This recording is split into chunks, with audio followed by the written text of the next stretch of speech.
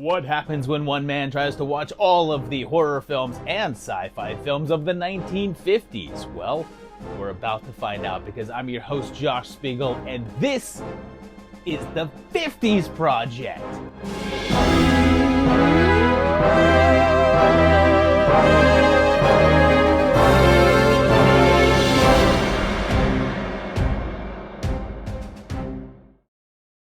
Welcome back to the 50s Project, and as we have learned, 1951 was a much bigger year than 1950 was. There was so many more sci-fi and horror-related things coming out this year that has branched off into these two episodes. And the first episode had The Thing in it.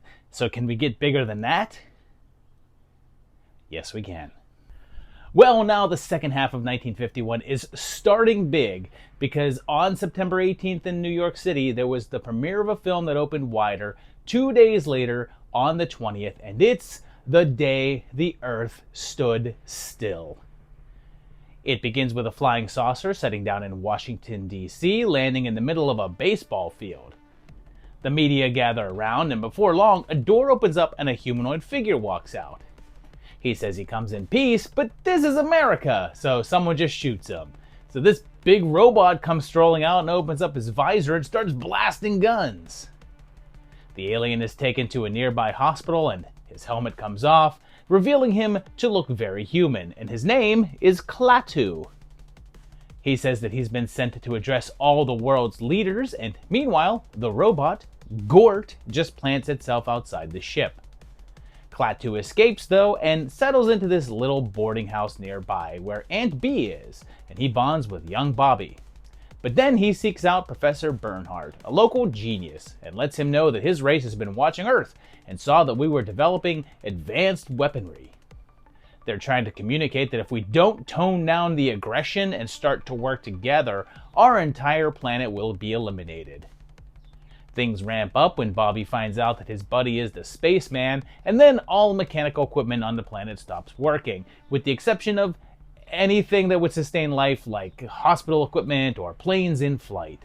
But then, when Klaatu is shot again, Gort is activated and sets out to destroy everything. And this one is a big one. It was based on a short story from 1940 called Farewell to the Master, by Harry Bates that ran an astounding science fiction magazine. By this point, the Cold War was in its early stages, and a producer named Julian Blostein wanted to tell a story that was a direct metaphor for it. Robert Wise was brought on to direct, a man we first saw with Curse of the Cat People, but again, this is a guy with 4 Oscars, and much later, after this, did The Sound of Music and West Side Story. The budget was just under $1 million, and at the time, wasn't as warmly received as you'd think. Like, the reviews were mid, and although it was a success, bringing in $1.9 million, it wasn't a smash hit. However, over time, it's taken on the role of being a profoundly important film, full of metaphors of the era, and has shown up on a number of best films of all time lists. Oddly though, it never spawned a franchise or follow-ups, even though Gort has become a bit of an icon and the film's catchphrase has turned into a meme, mostly thanks to Army of Darkness, but also due to a trio of Star Wars characters named Klaatu, Barada, and Nikto. There was also an attempt at a remake in 2008 with Keanu Reeves as our spaceman, but it was very poorly received, although it did make a ton of money. And this is a solid 4. I agree with the reviews of the time that say it's a bit stuffy and the second act moves too slow, but it's a fantastic film with a great message, nice character work, and one of my favorite film robots. Funny though that if that happened today, we'd be destroyed because like half the population would be like, nah, we don't want to like cooperate. The cultural significance is a 4.5 since it's seen as one of the most important sci-fi films of all time and became a rather mainstream film, but isn't quite the cultural phenomenon that you'd think and didn't become something of a mass market appeal. Plus, it was only a mild success at the time, and its significance mostly came with time. Should you watch it? You should. Stop standing still and go do it. Gort, Klaatu, Barada, Nikto, Klaatu, Barada.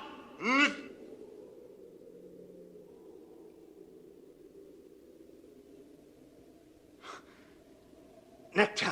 Here's another big one now, premiering in the UK on September 14th and rolling out in the US later on in November, and it's When Worlds Collide. We're in full color, and there's this group of astronomers, and they make this big discovery. And pilot David Randall is assigned to deliver a top-secret passage, although I'm not sure how top secret it is because all these news agencies keep making him offers to break the story. Turns out that Dr. Bronson discovered a whole star called Belus, and it's orbited by an Earth-sized planet called Zira, and they're on the move, and it looks like they're headed right for Earth.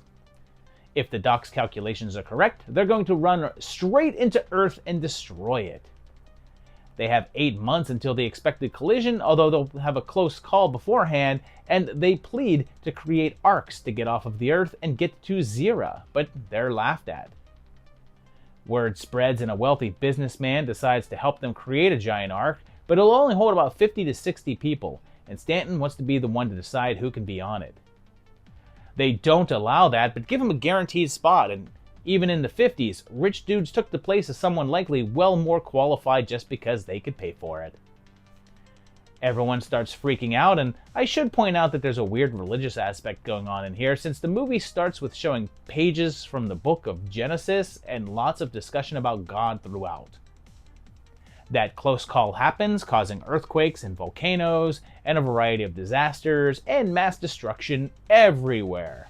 But time is running out, and there's only 11 days left until worlds collide.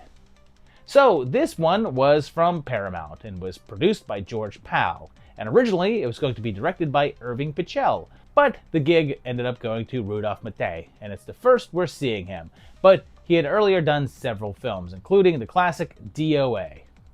It was also based on a written work, a novel from 1933, and was given a nice budget of almost $1 million, although Pal's original concept was much bigger, and this was the scaled-back version. Very much like The Day the Earth Stood Still, the critical reaction was lukewarm, and the audience reaction was merely decent. It made $1.6 million in ticket sales, so it was a success, but again, not a huge one. It did get an Oscar nomination for Best Color Cinematography, although it didn't win, but it also got an honorary award for Best Special Effects, as this was an era in which they didn't nominate individual films for this honor, and they just sort of given to a film. It's since become known as one of the more influential and known science fiction films, even if it never got as big as some of its contemporaries, and a planned sequel after Worlds Collide, based on the book's sequel, never got off the ground. There was an attempt at doing a remake of the film in the 70s, and Steven Spielberg was involved, but it never went past a screenplay stage. But much later, the concepts were adapted into the 1998 film Deep Impact. And this is a 3.5 for me. It's another one that I think starts strong and then ends strong, but just has no clue what to do with itself for the entire middle portion. The significance is a 3.5 since it had a pretty big influence on the film world, but not as much on the general public as the mass audience still hasn't seen it and has never become the type of cultural phenomenon that it could have. Should you watch it? Yeah, this is worth a look. This is my number. That's all the reasoning I want to know. And if I don't go... This next one also showed up in the UK first and debuted there at some point in October, but it did get a US release on December 7th, and it's called I'll Never Forget You.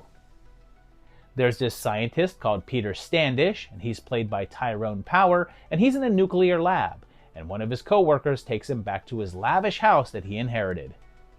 There, Peter tells Roger that he intends to travel back to the 18th century to live, and he believes that he has a way to swap places with the house's original inhabitant. He even finds an old diary that claims that a man arrived saying he was from future and was committed to an asylum, but then was released and lived there in the community, and Peter believes it was him. Sure enough, he's struck by lightning and is transported back in time, switching to color when he does. He's mistaken for his ancestor, meeting up with his cousin. As soon as he arrives there, he proposes to Kate, the woman that the diary said that he was to marry, and starts to integrate into life there. But then, when he meets Kate's sister, Helen, he has stronger feelings for her. And I guess I should point out that these women are his cousins. I guess technically if he swapped bodies and his genetics are different, like it's a pretty distant relation, but if not, he went back in time to marry his cousin. And what in the Time Rider is that all about? He starts raising suspicion with his odd language and confesses his true nature to Helen, who is at first freaked out, but he charms everyone. Women, ma'am, ordinary women that is, should be struck regularly, like a Chinese gong. Charming. But then, it looks like things may be diverging from the things he read in the diary, so maybe he's not such a master of his own fate as he believed. This one was adapted from a play from 1926 called Berkeley Square, and it was previously put on film in 1933 under that title. This version began back in '45 and had Gregory Peck and Maureen O'Hara slated to star, but that ended up getting scrapped, and it took a while to get back up again. Eventually, Powers signed on, but then they cycled through lead actresses for a while before finally landing on Anne Blythe. Irene Brown appears in the film as the Pettigrew matriarch, reprising the role that she had played in the '33 version. Roy Ward Baker was the director, and he's another one that we haven't encountered yet, and he's mostly known for the Titanic flick A Night to Remember, but later he became a major horror director.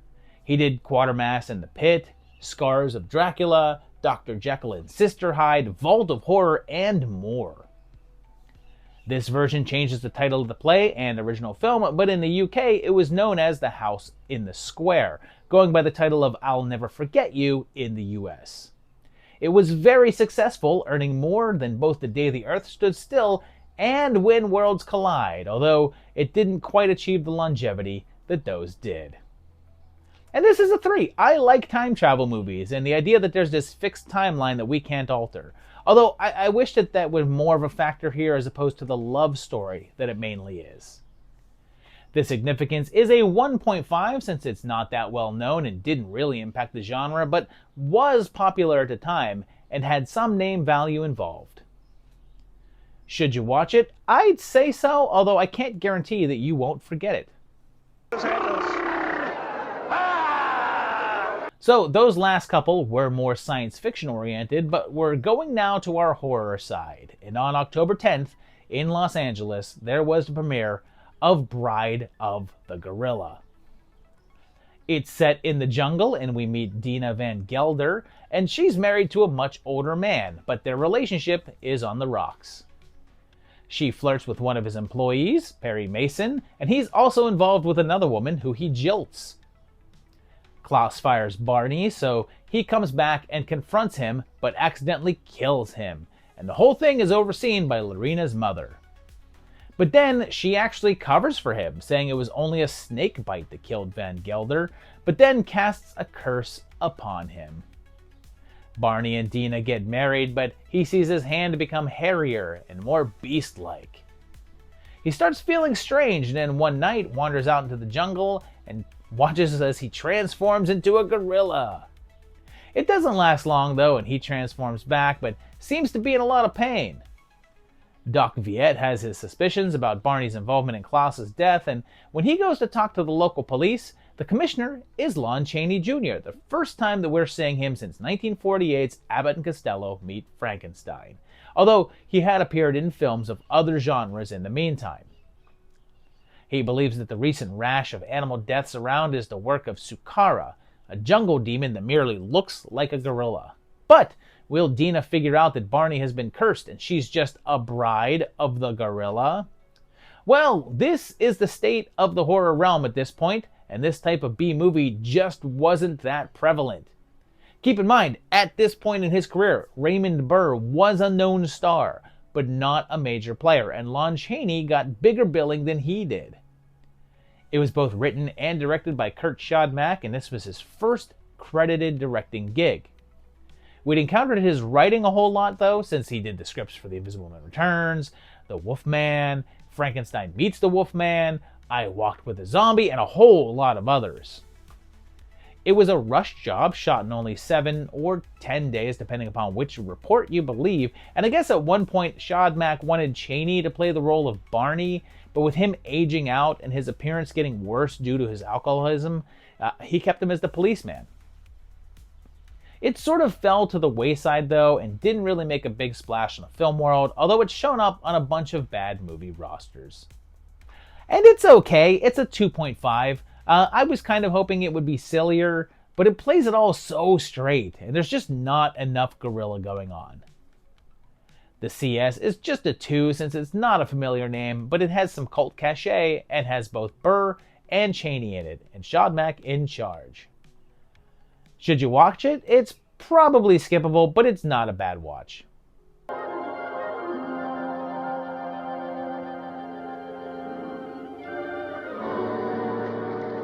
Let's go a little deeper into October now, because on the 26th, we're going back into the world of sci-fi with Unknown World. It opens with a newsreel-style discussion about the creation of nuclear energy, and Dr. Morley is concerned it could be the ending of humanity, and believes that it's possible to dig down into the earth and find an underground land where we could survive post-apocalypse. He requests funding to build a big drill thing, and they eventually get it made, finding a way down through the defunct volcano.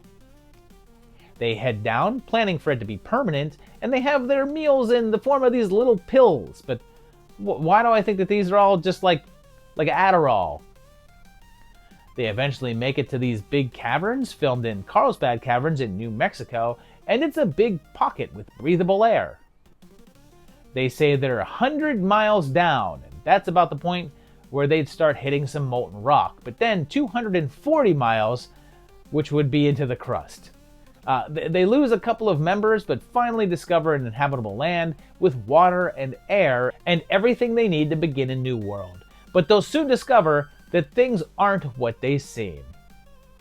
This one was by Lippert Pictures, the same company that put out rocket ship XM, and it was originally titled Night Without Stars, and also To the Center of the Earth.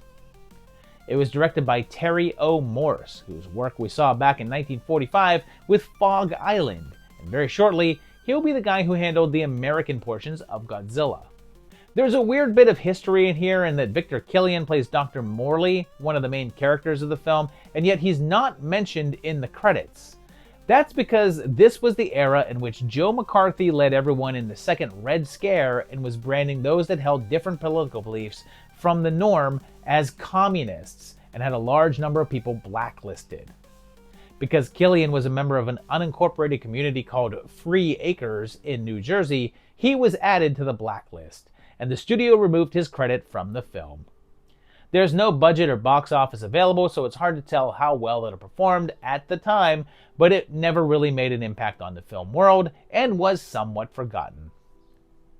And this one's just as sluggish as can be, so I'll just go with a 2 here. It's mostly just these people standing around in their ship or standing around in a cave.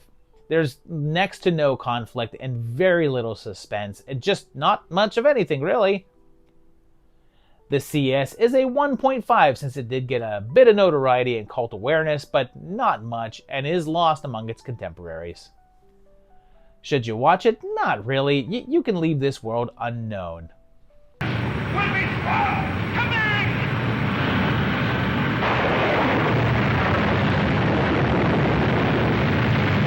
And we're right back to the world of horror now for premiere on October 27th in Marion, Ohio. And it'll go wider in December, and it's The Strange Door. It's set in the past as a couple of noblemen set up a drunken womanizer to shoot a man, and he has to flee, chased by an angry mob. The carriage he jumps in was also a setup, and he's taken to the estate of Sire Elaine, and he's Charles Laughton, who we haven't seen since 1939's Hunchback of Notre Dame. He makes him an offer to try to get him to marry his niece, but he refuses, which gets him locked into a room. Turns out that it was all a trick, and that gun wasn't loaded, so Dennis didn't kill anyone. But Elaine has a servant, and it's Boris Karloff, for his first appearance on the 50s project, and he eavesdrops in. But then, in the middle of the night, Elaine's niece comes to visit, and it turns out that she's in love with a man named Ormond, But Elaine disapproves of him, so is arranging her marriage to Dennis. And meanwhile, he also has her father, his brother, caged up because he's mad that he stole his girl all those years ago. But Edmund convinces Voltan to kill Dennis before the wedding, but isn't able to, as it turns out that Dennis is much more noble and kind than he appears. He then has to try to team up with Voltan and an Alfred Pennyworth to try to escape. So, this one gets tagged everywhere as horror, but it mostly feels like a drama, and it was from Universal. It was based on a short story from Robert Louis Stevenson called The Sire de Maletroit's Door, and was directed by Joseph Pevney. This was really early on in his career, but he had also directed Iron Man. Well, not that Iron Man, but a movie called Iron Man, and he'd later go on to a long career, mostly in television, that spanned into the 1980s. It was Universal's way of dipping their toes back into the horror world, but instead of going full monster, they went with a more highbrow piece.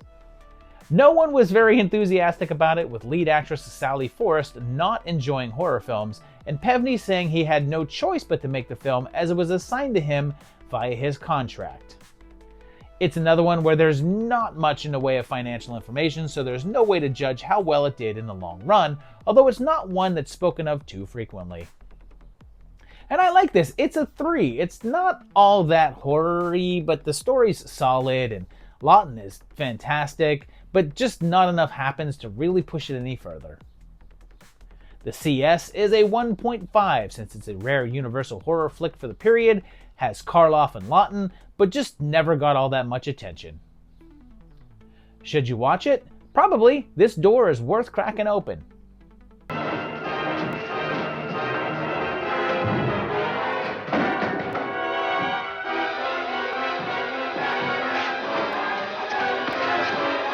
Hey, look, it's Halloween now as we go to October 31st for another trip into horror with a very unusual entry for the time period, The Son of Dr. Jekyll. It begins with the ending of the original story, with Hyde on the run in the streets, but here, instead of just being shot, he makes it back to his lab and drinks the formula to turn him human again.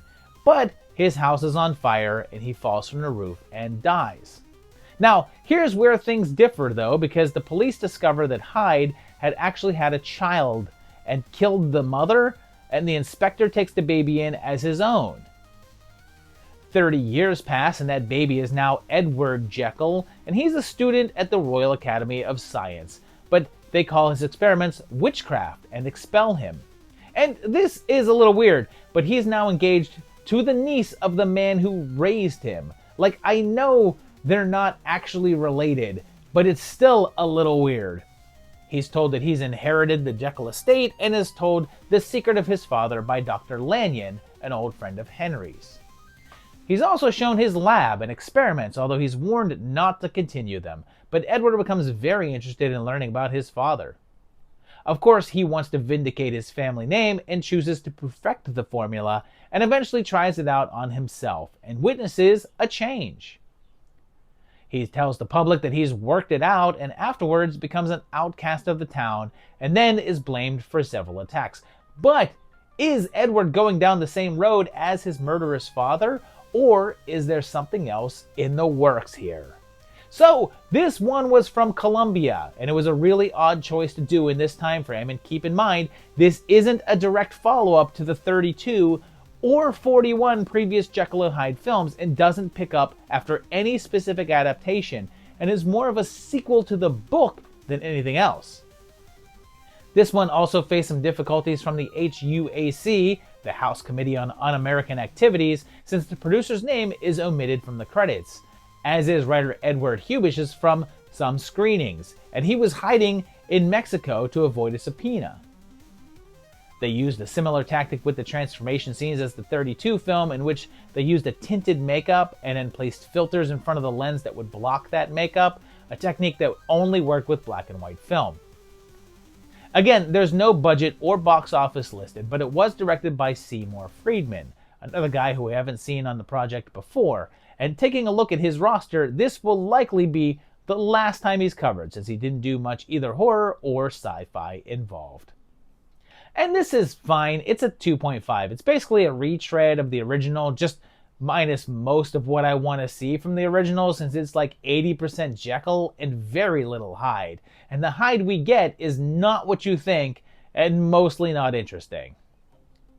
The CS is a 1.5 since it is a take on the classic character, but not one anyone talks about, and it didn't get much notoriety. Should you watch it? Perhaps, but I found it fairly skippable.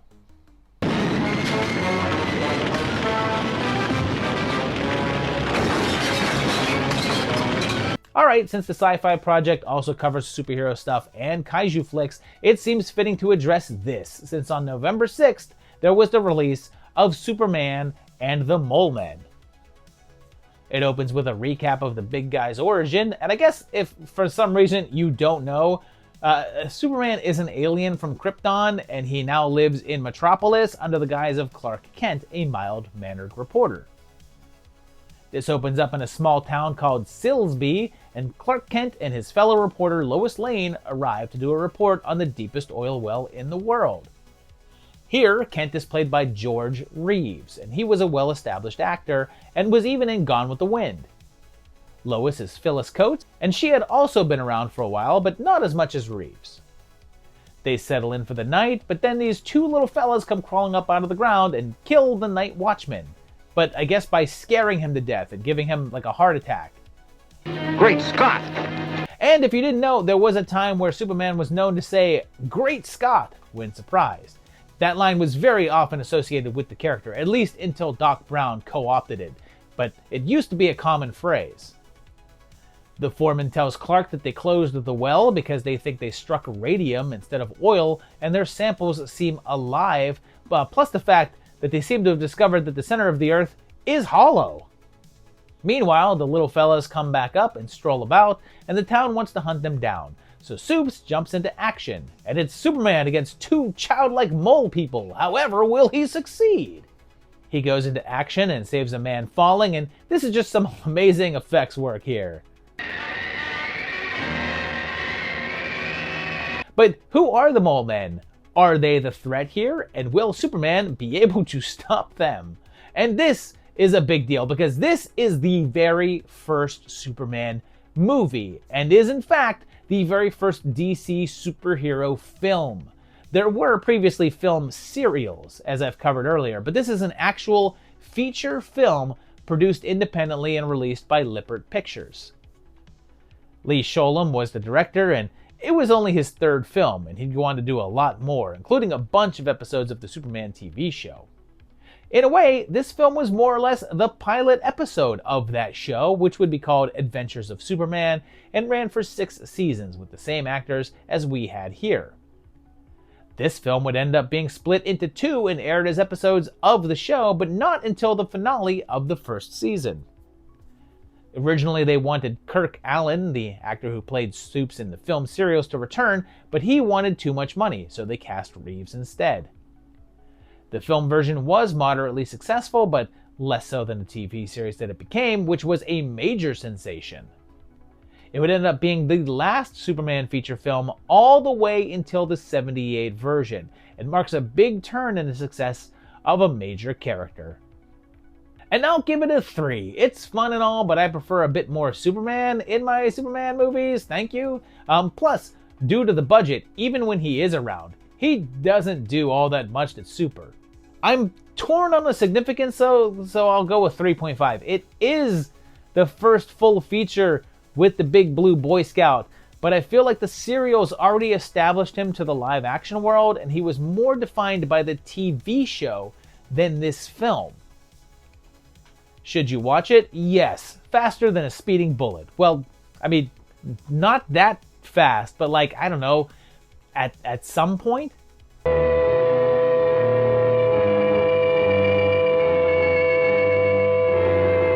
Let's cap off 51 with another spaceship-oriented science fiction flick and go to November 11th with Flight to Mars. They're planning an expedition to Mars, and one of the people involved is this guy right here. And he may not look familiar, but this is Cameron Mitchell, who we've seen in some silly low-budget 80s flicks, but this is a much younger version of him. They assemble a crew of a physicist, a professor, the ship's designer, for some reason, and his assistant, and Steve, a journalist. The big day arrives and they take off and pass by the moon and just hang out while Steve flirts with Carol. On the way, they pass by a meteor storm that cuts off their communications and soon end up having to crash land on Mars, which is covered with snow, I guess? They finally find ancient structures, but are met by human-looking beings in color-coded suits.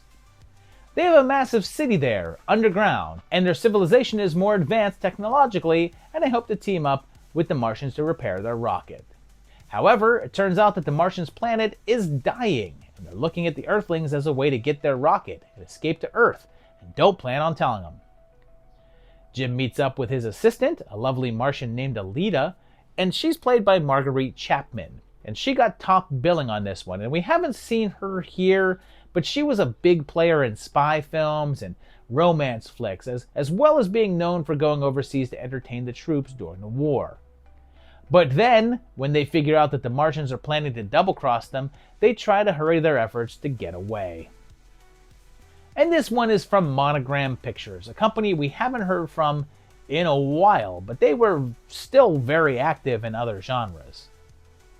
Leslie Salander directed, and he was mostly a Western guy, but we've seen him here on the project with The Catman of Paris and The Vampire's Ghost back in the 40s. If some of the sets, including those spaceship interiors, look familiar, it's because they borrowed the sets from Lippert and reused them from Rocket Ship XM, which we covered in 1950. If those color-coded suits look familiar, well, they're reused too from Destination Moon, since this film was much more low budget than those. Even though it was done super cheap, it's still in color, but it's the Cinecolor process, which I've talked about in the past, and it uses 2 colors instead of 3 and was a less expensive film stock. This may actually be the final Monogram picture that's covered here, since they started to move into higher profile and more expensive projects in 1953, becoming Allied Artists Productions. And this is fun. It's a 3. It moves quicker than some of the others here, and the Cinecolor really helps it. And there's a certain zaniness to the society and creativity on Mars that makes it fun. The significance is just a 1.5 though, since it sort of blends with some of the others on this list and didn't get much notice, but it had a little impact. Should you watch it? Yeah, I mean, look at Lil Cameron Mitchell. Do you suppose it should... How long would it take? Oh, I don't know. Maybe the rest of our lives. If you're kidding, I'll break your neck.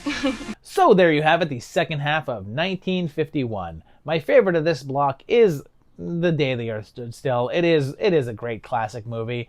I wish it was a little bit better at times, just because of its reputation, but I still think it's a great flick and one you should check out. Although let me know down below in the comments which of these was your favorite. Let me know if you've seen any of these, which of these you've seen, which of these you would now like to see because of my descriptions. Tell me that down below in the comments. I want to hear it. Also, if you like the video, hit the like button. If you like the channel, subscribe to it. Hit that bell to get notified about new videos coming up there. And also check out my Patreon page at patreon.com/movietimelines and help keep going. Because, yeah, I mean, this is just 1951. We still have most of the rest of this decade to go. And let me tell you, the 50s only gets crazier. So stay tuned right here on the 50s Project.